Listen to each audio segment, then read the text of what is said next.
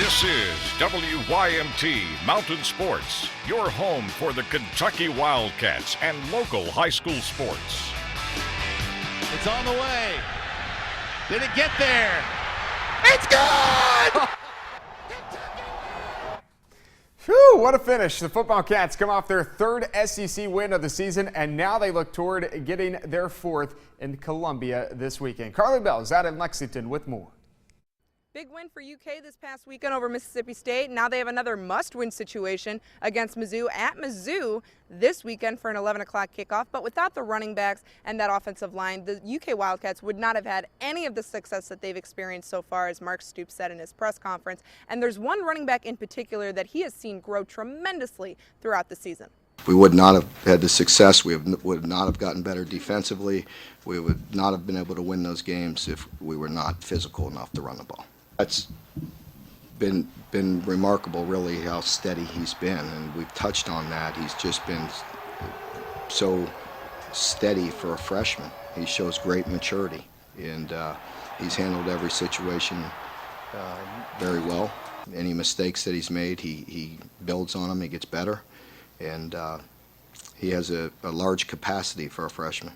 Defensively, Coach Stoops has seen tremendous growth, especially in Marcus McWilson, and he wants to see McWilson continue to play at that high level that he played this past Saturday. In Lexington, Carly Bell, WYMT Mountain Sports. Now, Missouri opened as a 4.5-point favorite over the Cats. Strange kick time Saturday in Columbia, 11 a.m. local time. That's noon Eastern for us. The Cats beat the Tigers 21-13 in Lexington last season. The SEC Network will televise the game. Well, as you would expect, Austin MacGinnis wins the Special Teams Player of the Week award in the Southeastern Conference.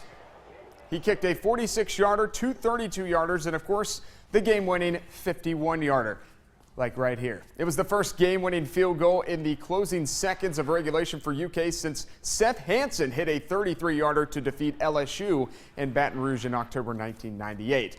Austin is not the only one getting honored by the SEC. Benny Snell is the freshman of the week in the conference. You heard Mark Stoops talk about him a minute ago. 19 carries, 128 rushing yards against Mississippi State, including a career-long 34-yard touchdown. Only the second time in school history that Kentucky has had two players honored for the same game.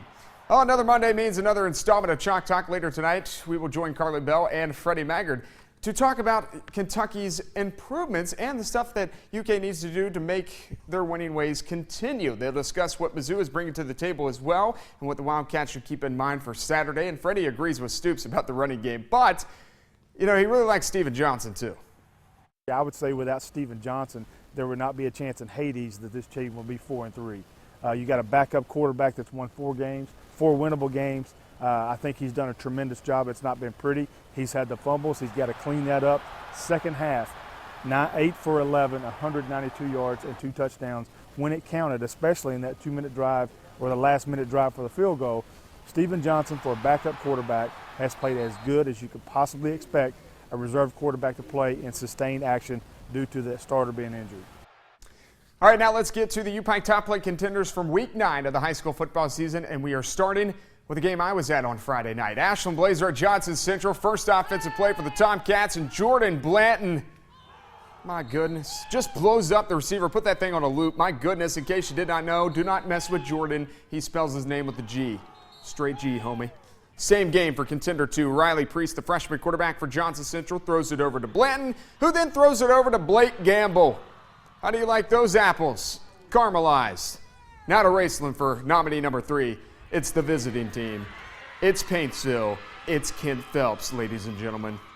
He broke the 1,000-yard rushing mark for the 3rd time in his career Friday. That was a 55-yard touchdown. How about the quarterback for Paintsville? Darren Morris up to Chris Allen. That's our next contender. The Tigers stay perfect. They're 9-0. Southwestern Pulaski County for the next nominee, William Lemon. Get off me, bruh. He gone. Sorry, Jake. No, I'm going by you, man. You ain't going to tackle me. Warriors beat the Maroons. How about the Bunnies? Somerset. Mason Reese to Isaiah Cornett. You got to appreciate that. Yeah. 7th contender comes from our Appalachian Wireless Game of the Week. Hashtag kickoff. Tanner Hesterberg with the call. By Simmons. Oh, yeah. And there goes Ty Simmons down the sideline. Just what the doctor ordered for Harlan County. Harlan County's Tyree Simmons with the kick return. Black Bears put up 74 in the win over Perry Central this weekend. Now to vote on the UPIKE Top Play Contenders, go to the sports page on WYMT.com and click the Top 5 Plays tab. And of course, we'll count down the Top 5 Thursday at 6. Coming up tonight at 11, the new Alice Lloyd College Mountain Top 10. The rankings are out. That's sports, and we'll be back.